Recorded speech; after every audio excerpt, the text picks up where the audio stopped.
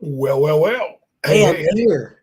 hey. You are. I You're pretty, know. I told everybody last week I wouldn't be here, but here I am. here you are. Glad you Yeah. are too. It's going to be a good subject, and um, yeah, no, I'm glad you can make it. Yeah, but my afternoon appointment canceled, so it was like, woohoo, I can be here. Yay, yay. And thanks so much. Who do we got? Chuck Roydhouse and Jessica Rosa. Thank y'all for being here today. This is going to be we're going to have to slam through these to get them all done, Carter. Yeah, lots of topics, lots of bullet points to hit. Oh, yeah. Tips for improving email open and click through rate. So, first and foremost, tell me, why do we even need to improve email open and click through rates?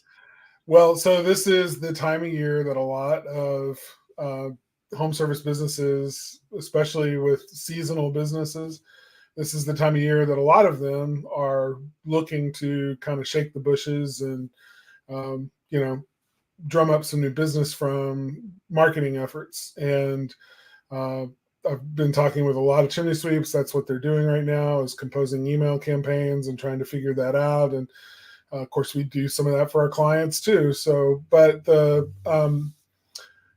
you know, it's important if you're going to take the time, and if you're doing it yourself, it takes time to set up and run an email campaign. It starts with the list, cleaning up the list, making sure everybody that needs to be on the list is on the list, and the people that don't need to be on the list are off the list. So that usually takes some time. And then you're strategizing. You're thinking about your content or first of all, you're thinking hopefully about your offer. What is the offer that you're going to be making in the email? And then you're putting together your content and sending that content out to the list, and it takes time. So if you're going to spend that much time doing something like this, you want to make sure that it's as effective as possible.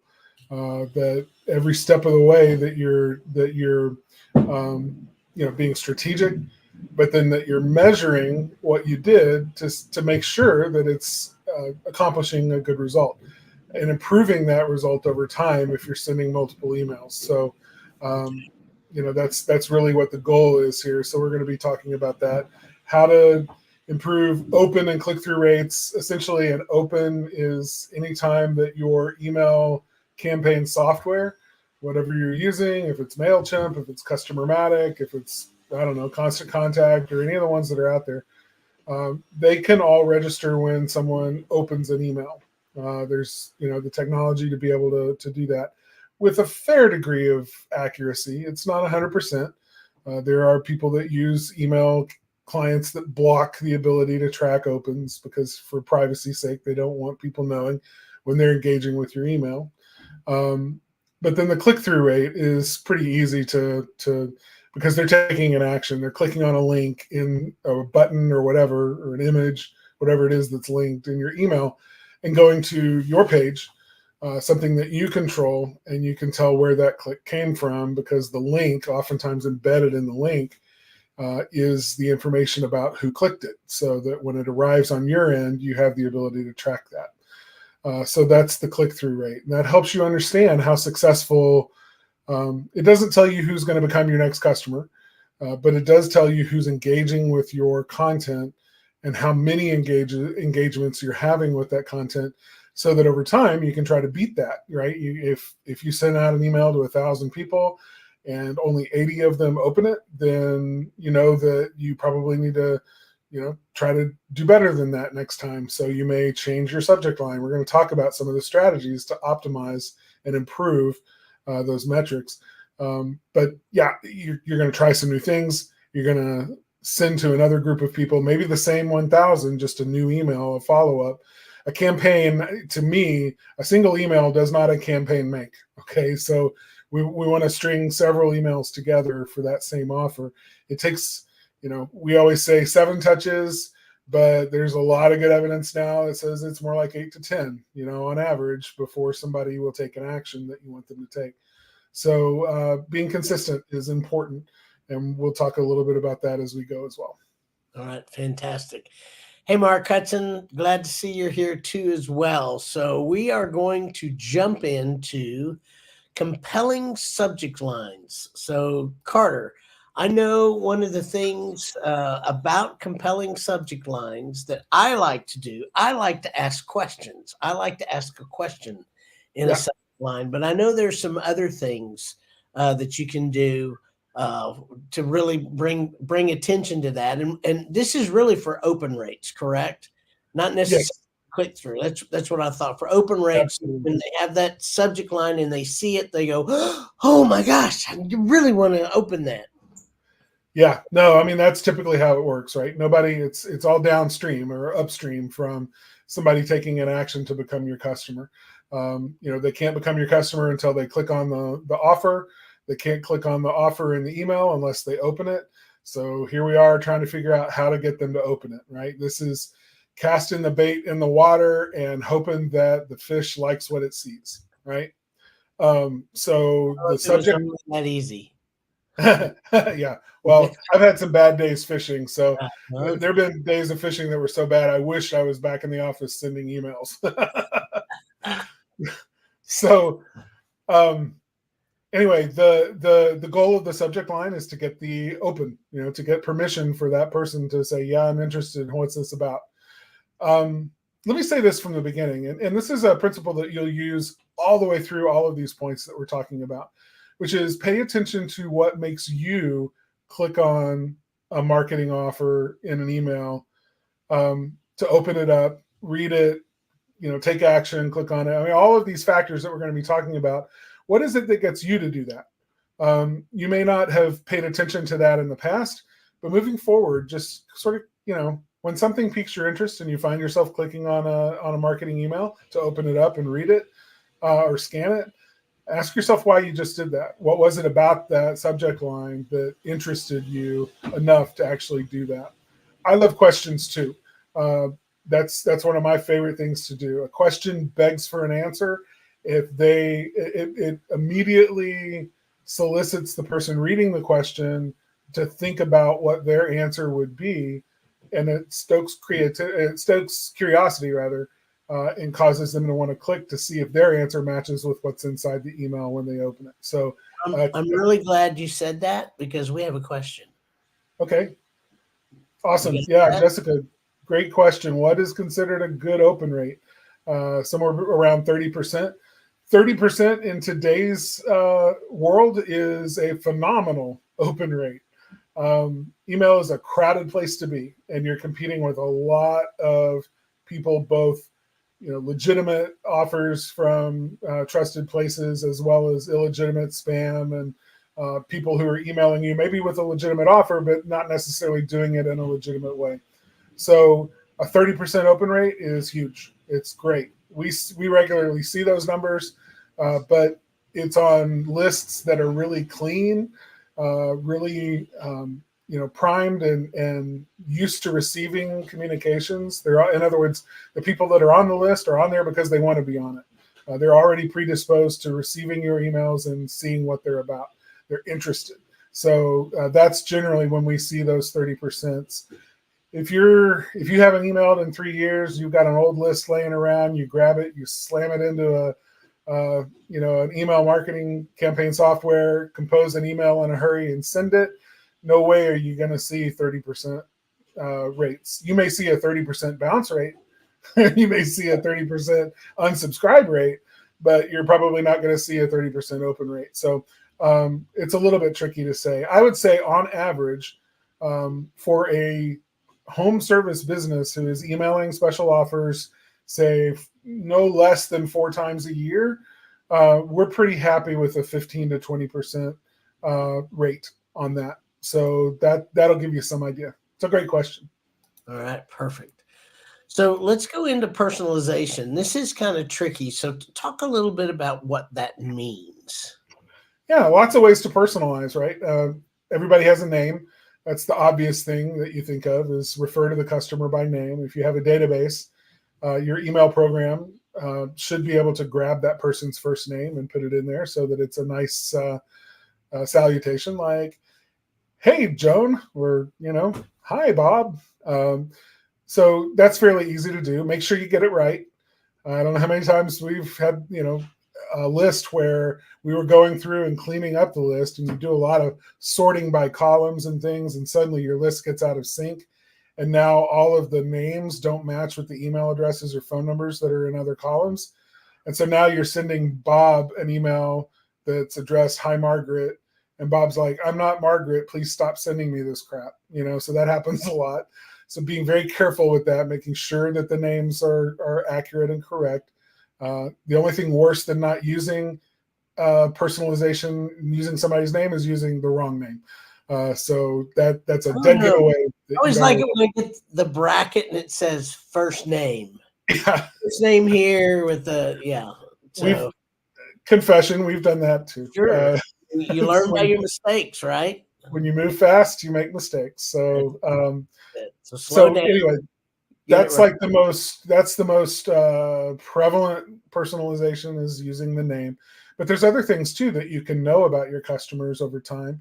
You keep track of what kind of service they've had from you before. So hold on. Yeah. Segment audiences. That's where you're going. Yeah, it is, but it's still part of the discussion about personalization. When you can say, "Hi, Bob, I've noticed that it's been a year since we've done your HVAC tune-up, and it's getting to be that time again. Would you like to go ahead and get that scheduled?" Right? Now you're personalizing on their name, but you're also personalizing on the kind of service that they need. So now it's very appreciated, right? Appreciated. It's because, again, you're segmenting your audience. The first step to segmenting is recording good information about your customers that allows you to draw distinctions between this group and that group. And so, yeah, that requires some effort to keep that list clean and updated with that kind of information. But man, it pays off in a big way. Personalized and segmented lists and emails going out to customers that are personalized just to them and their needs do absolutely far better, oftentimes 5 times better than just sending out a bulk email and hoping that the people who it doesn't apply to will just delete it instead of marking it as spam or unsubscribing, and those that are moderately interested or may have an interest, that's the old way of doing things. There's so many better ways to do it now. All right, well, that's great. It's a great answer. So optimizing send times, this is really an interesting thing to me because I can remember back in the beginning, it was like, yeah, just send emails. They'll open them whenever. But that's not true anymore, is it? No. And in fact, we're getting into micro optimizations with regard to send times, because what we're finding is that the same time, like to try to say there's an optimal time to send to anybody in the U.S. is a misnomer. It's not like that anymore. Rural areas tend to open emails that are sent at one time, usually a little earlier in the day. Urban areas, they tend to stay up later. There's more to do, I guess. And so they tend to respond well if you send a later email. So unfortunately, I'm not going to give you the answer you want to hear, that the best time to send an email is Wednesday at 2:30 p.m. Central. Okay, that's just there's no such rule anymore. You've got to understand your audience. You've got to understand your market, who your customers are, what age they are, what kind of market you're in, if it's rural or suburban or urban, and you'll make a determination based on testing. You'll test out, different times that if you're sending out 1,000 emails, batch it up, send 250 of them at one time, and then wait a couple of hours and send the next 250, and then, wait a few more hours and throughout the day. And then you can kind of get a little bit of an idea. It's not quite statistically relevant with those numbers, but, if you have a list of 3,000 to 5,000, then you can certainly split that list up that way and start to understand when people respond to emails or open emails more frequently based on that timing. So one of the things that I've noticed, and this is just being curious as to, I sure did get a lot of emails today, and it seemed my emails seem to come on Tuesdays and Thursdays. Yep. I just get just a load of emails on Tuesdays and Thursdays. Monday's light. Wednesday is my lightest day. I mean, it's kind of crazy. And I sometimes will get 100 emails in a day. Yeah. So, when Wednesday comes and I get 10, it's like, Oh, wow, that's different. So pay attention to when you're getting emails too, because one of the things that you may think is, well, that's when nobody's sending them, so that's when I want to send them. I mean, that may work. I don't know, but in your area, and so that would be one of the things I would test, just to see how when the emails are coming to you. So I think that's an interesting thing to do. It's a science, and there's a lot of speculation even with the science. The science may indicate one particular day of the week and time of day, but to hear people describe it, the reason that it's that way is because of this, this, and this, and they'll tell you stories about, well, it's about buying intent, and if you're a service business, then making sure that it gets to them early in the morning so that while they're planning their day, they can think about how to incorporate that service into their schedule. And if it's a retail buying decision, then send it later in the evening when they finish dinner and they're sitting there scrolling through their thumb with some leisure time and might be in a shopping mood, right? But don't do that at 10 a.m. when they're trying to process work and meetings and everything else. So, and they'll tell you all this, but quite honestly, none of that is completely evident in the data. The data is the data, and it just basically indicates to you that in the past, this is the pattern that we've seen. It's more successful this day of the week, this time of day, for whatever reason. So it's important to test. Yeah, no, I agree with that. Tom, thank you for being here. Really appreciate that. Mr. Hunkel is in the house. So we want to talk a little bit about mobile optimization. Now, this is one of those things that when I first heard it, I thought, oh, wait a minute.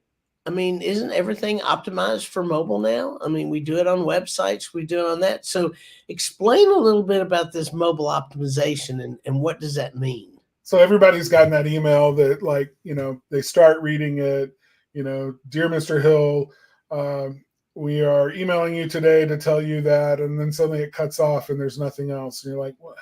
And so you've got to pick up your phone and you're scrolling to the right and scrolling to the right and reading this long line that just extends way off the screen. Or you're trying to see an image and the image is bigger than the screen. And so you're pinching and trying to get it to make it smaller. And then you get it small to where you can see the image. But now the type is so infinitesimally small that there's no way you can even see it anymore. So those are not mobile optimized emails, obviously. That makes sense. So, the goal is to make sure that how your email is going to open up for people on a mobile device. And it's more complicated than that because it's not just the device, it's the app on the device.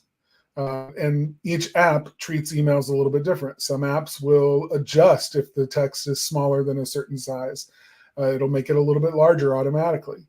So it's messing with the design that you had in mind and the way that your customer is going to see it, and it's optimizing it on its own criteria. So you need to be aware that the way you design the email is not necessarily the way that a customer is going to see that email.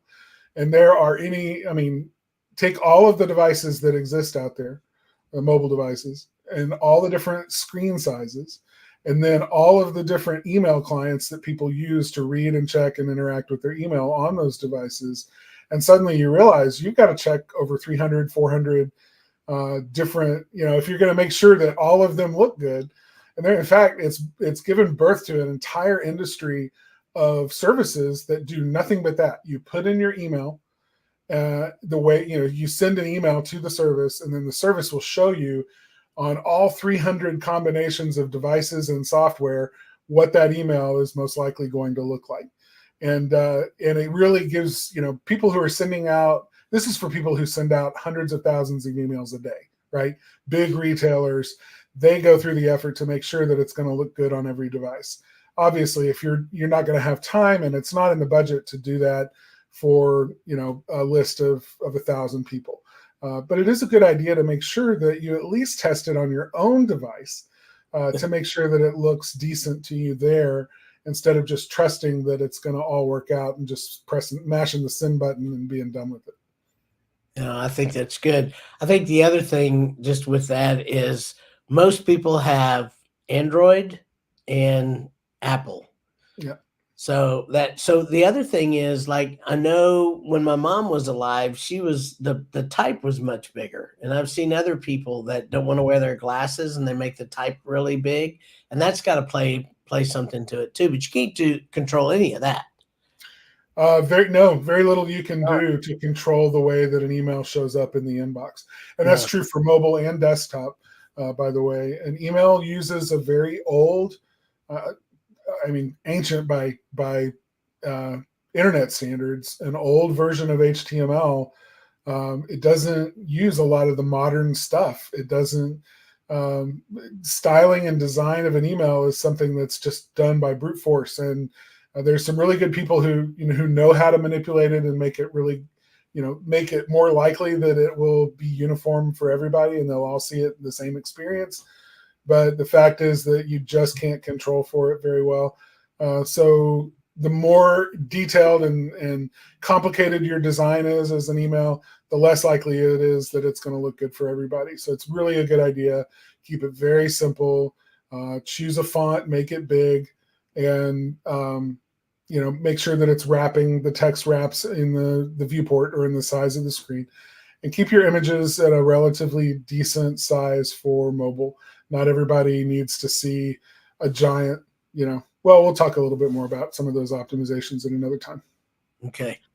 So clear and enticing CTAs, those are call to action. So, one of the things that I like is when there are buttons on there, in my emails that I know all I do is click that button and I can get to where I need to get. Another way that they do it is they put a click here in the text or, something like that, or a link. But you really need to make it very, very clear where and why you should click a button or click a link. Clear meaning that the person who clicks the link should absolutely know what they're about to get when they click it. It shouldn't be confusing. If you're hyperlinking the words click here and not describing what it is that people are going to see when they click there, then you've really missed an opportunity and it's not clear and enticing. So people should know, if I click this button, I can imagine it's going to take me to a page that's going to have a form on it, or it's going to show me a product, or it's going to, invite me to schedule an appointment, or whatever it is that call to action is intended to do. Enticing just simply means, making it obvious to the person who's read the email that this is what you want them to do. Customers like to be told what the next step is. They like to be told what it is you want them to do. So make sure that you're using language that's clear in direction as well. That becomes enticing. And I'll say one more thing about CTAs, especially when it comes to mobile. I personally think you need to have multiple, unless your email is very short, like two sentences or something, then you can have one call to action link, or tell people what it is that you need them to do just in one place in your email. Otherwise, it needs to pretty much be present. So if anybody scrolls through, past one link, then they should immediately see another link within view. So a call to action link needs to be visible in view at all times while somebody is scrolling through your email. Yeah, I think that's good. That's good. So here, A/B testing, and we got to speed this up. We're already at 25. We got a bunch more to go. So A/B testing, we've talked about this in previous when we've talked about email in the past two episodes. A/B testing is just a great way of making sure that your open rates and your click-through rates improve. Testing this subject line versus this subject line. What happens when instead of using the word tremendous, I use the word stupendous? What happens when I use the word special offer versus exclusive offer, right? So, you're just testing in those subject lines, you're testing things that are slightly different, but you start to realize one is going to open better than the other. I mean, one is going to have a higher open rate than the other.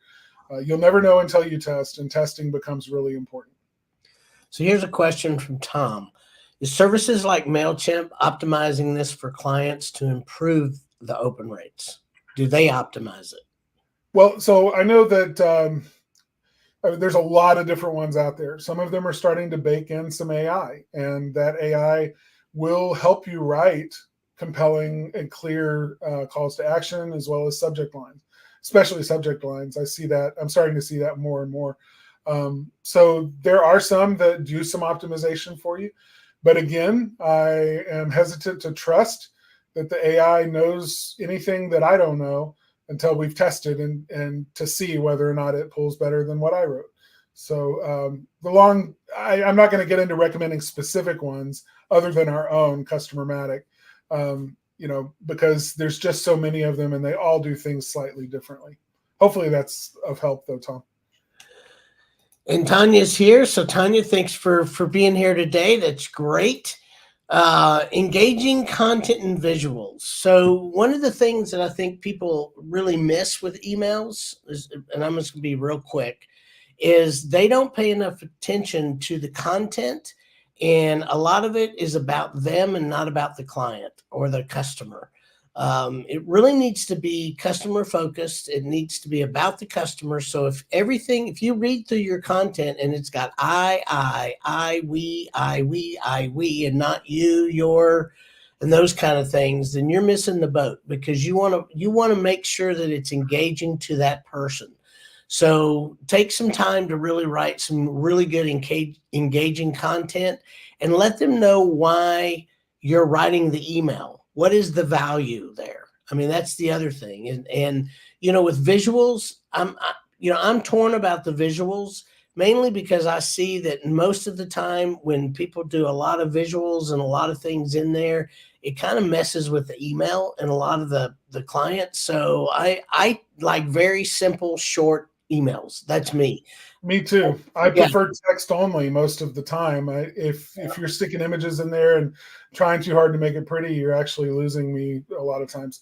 I'll say this though, if you're going to add images or text of any sort, there needs to be alignment all the way through your email.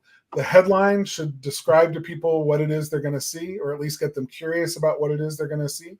And when they open the email, then all of your text should lead to the call to action.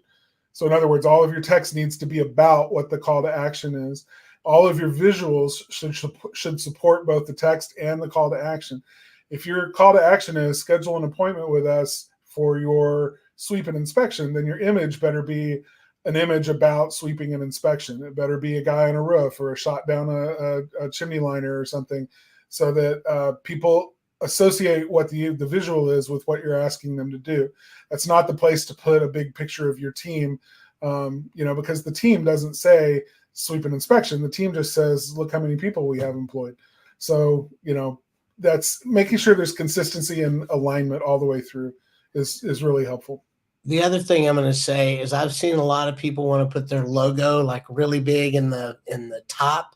I really think your logo should be small if you're going to use it, and it needs to be in your signature so that people identify, in your signature, but it needs to be about them, not you. That's really my main thing with that. And concise and relevant. That goes right along, with engaging content. Yeah, I don't think we need to say any more about it. I think. Yeah, just it really needs. So what is a spam trigger that we need to avoid? Yeah, real quickly, words like free, even special offer. There's a lot of marketing jargon that gets dumped into emails a lot of times. Sometimes it's necessary. I mean, if you're truly giving something away for free, then you have to describe it as being no cost or free. But using those in headlines, oftentimes spam filters are triggering on that. They see those words and they know this is a marketing email. If they haven't seen this person ever open one of your emails before, chances are they're never going to see this one. It's going to get thrown directly in the spam filter or spam folder, never to be seen. So avoiding those triggers, those things that cause spam filters to filter out your emails. Yeah, I think that's good. Provide value. This isn't another thing I've seen people do. They've asked me, we did this email and, well, what is it about? And so they talk about it, they do this whole thing, but they're not providing value. If you just say, hey, I'm doing a HVAC tune-up and it's $89 and it's normally $89, then they're like, okay, it's $89. But if you're saying I'm going to do a tune-up and I'm going to inspect your dryer vent, for $89. That all of a sudden that's value. So you've got to come up with something that's going to provide value to them. And it doesn't always have to be a special. Sometimes it can be, what I just said. It's really, we're going to do a 15-point check on this. And while we're there, we're going to do a 22-point check on this other thing. It's the newsletter style, right? We're the value that we're providing is information that you want. It's a tip or trick. It's something that helps you save money or prevent damage to your property. It may not be a special offer in terms of like get money off for calling us or having service. It's just providing value in some other kind of way. That's another way to do it. Well, and it's one of those things that a lot of people, so you have to get in the mind of your customer and get out of the mind of a business owner. And I think that's really, really difficult at times. But that's what I want everybody to know about marketing. Marketing is really taking yourself out of the business owner persona and putting yourself in the shoes of your customer. So what would entice and provide value to your customer? Whatever that is, then that's what you want to give your customer. Clean your email list. Oh my gosh, I just cleaned ours. It's regular maintenance, right? Nobody likes to clean house, but it's necessary. It's got to be done. Yeah. And so let me just tell you, cleaning an email list is this. Going through, if you don't have a first name for a client, your email is not clean. You need first name, last name, phone number, email. Those are what you really, really need. That should be, the minimum in your CRM. So when you got an email list and it doesn't have a good email, or there's no email, which is, I'm amazed at how many lists we get. There's no email. It's an email list with no email. That tells me nobody's gone through it and cleaned it. So you really, really, really, really, really need to do this. And I would suggest on a quarterly basis. That's my suggestion. You think that's enough? Yeah, no, that's certainly suitable for a small business to do it quarterly. I'm thrilled when they do it annually, but quarterly certainly is better because people are going to remember more when they're dealing with their list and they've just served a lot of those people within the last 3 months. They're going to have more information at their fingertips than if they wait and do it annually. Okay, well, Tanya's going to say logos should be everywhere, but I disagree. Well, in an email, it needs to be on there, but once is enough. Unless your email truly is a novel and a book, and you've got that's true. Just that much. But if that's your tactic and your strategy, then you really probably should be rethinking your strategy, because longer emails generally have a pretty steep drop-off rate in terms of conversion. They just don't convert as well as short, sweet, to the point, concise, and relevant. So yeah. So here's another thing. I know Tanya. She's a personal friend. She works for an attorney. So attorneys really are a little bit different than a home service business, because when I get something from an attorney, I have a tendency to open it. Yeah, right. Because it's like, I got to open this one. So. No, it should be obvious who it's coming from. That's a great point too. That's not necessarily the subject line, but that's the from address, right? So oftentimes, instead of putting the actual email address, you'll put the name of the company there. And people should be able to know who that company is. If that company name doesn't mean anything to them, then a logo may help jog their memory a little bit in the email to go, oh yeah, this company, yeah. Exactly. But generally, yeah, unless the purpose of the email is purely branding, then probably just adding your logo once is sufficient. So here's something from Tom. Making a call to action I'm not quite sure what I'm trying to say. Can emails now have click here and there are able to connect with the office? Yeah, sure. So you can click a link that is telephone hyperlink. Your web guy will know how to set that up for you. We do it all the time on websites and emails. Click to call button, where they click and it literally it opens up their phone app on their device and says, would you like to dial this number? And it shows you the number it's trying to call. You click yes, and now you're dialing directly to the number that you intended people to call at your office. So definitely possible. Yeah. Yeah. And he also said trying to the link. Linking to the website, sure. Yeah, Website. absolutely. That can be done. I think this is really true. Also, people do have a very short attention span, and so that's why that's really why I think short emails work much better, because we do have a short attention span. So thanks, Tanya, for pointing that out. I think that's great.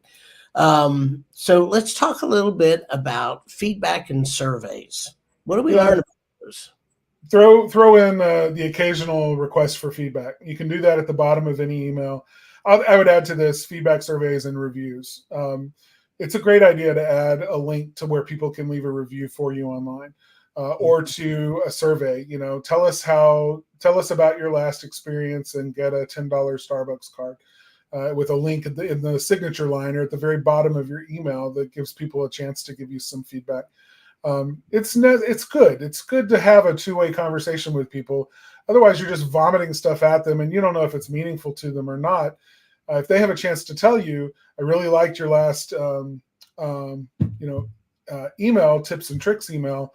However, I had a question, and they'll give you some feedback that becomes useful to you in creating more useful content. That's great. Yep, I love it. Monitor and analyze data. Isn't that what everybody wants to do? Just get all in the data.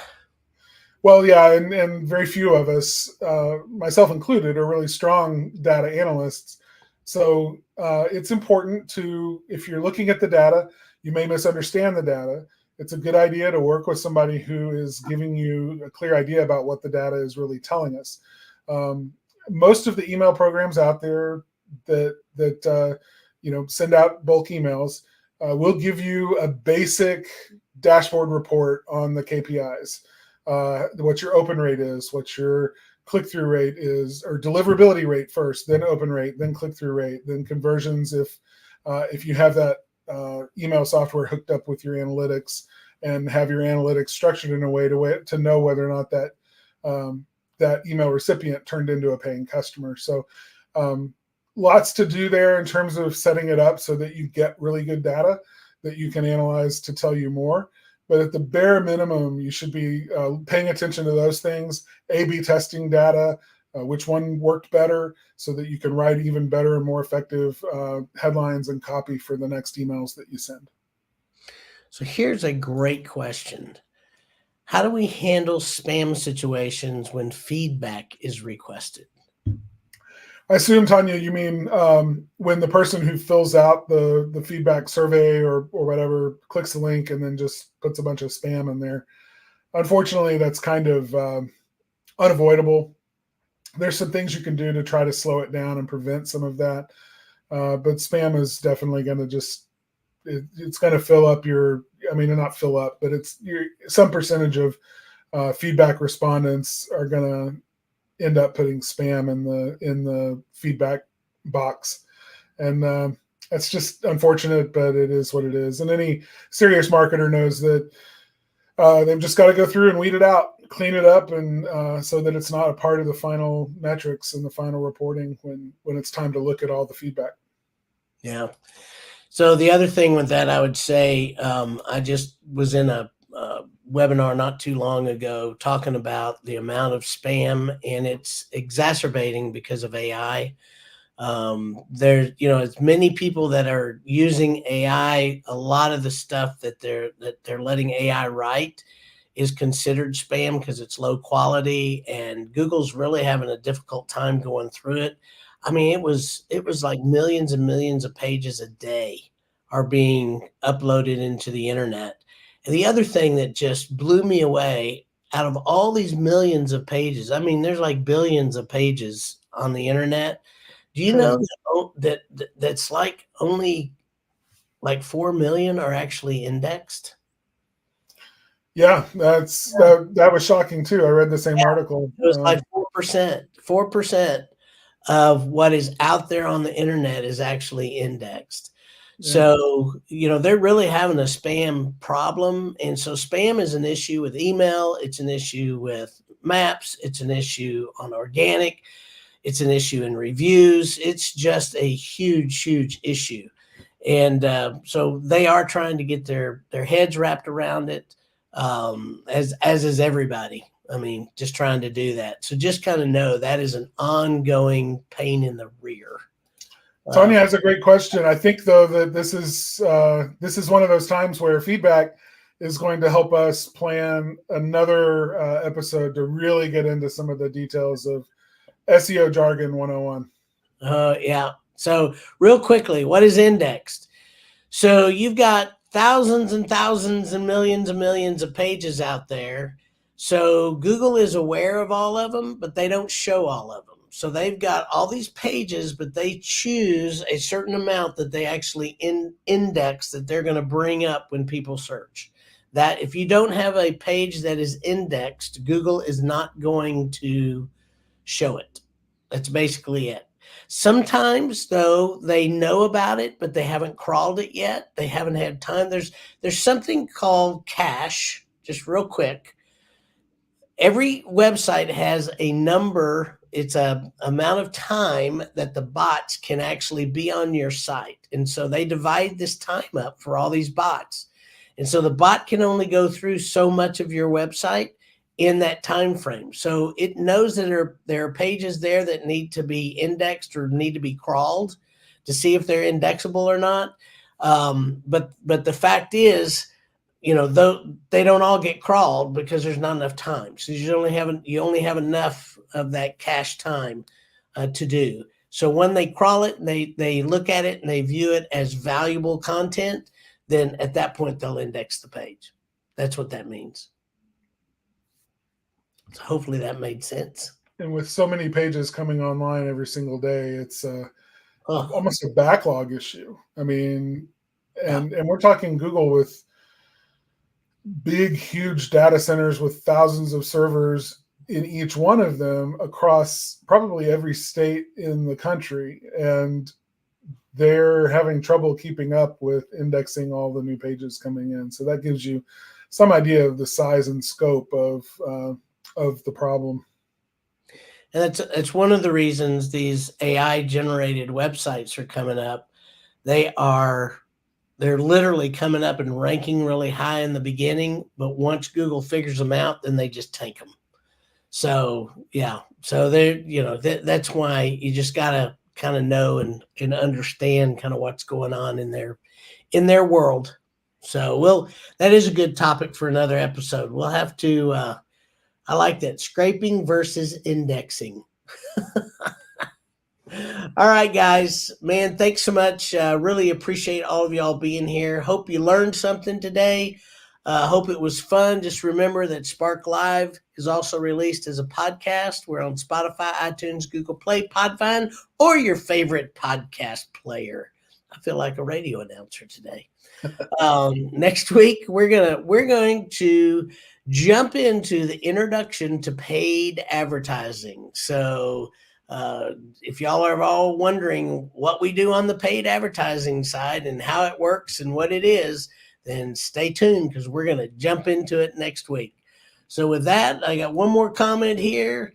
Tanya says deal with scraping a lot. We'll have to get into that. I'll make sure we put that on our agenda. And with that, guys, thank you so much. We'll see you next week. Bye, everybody.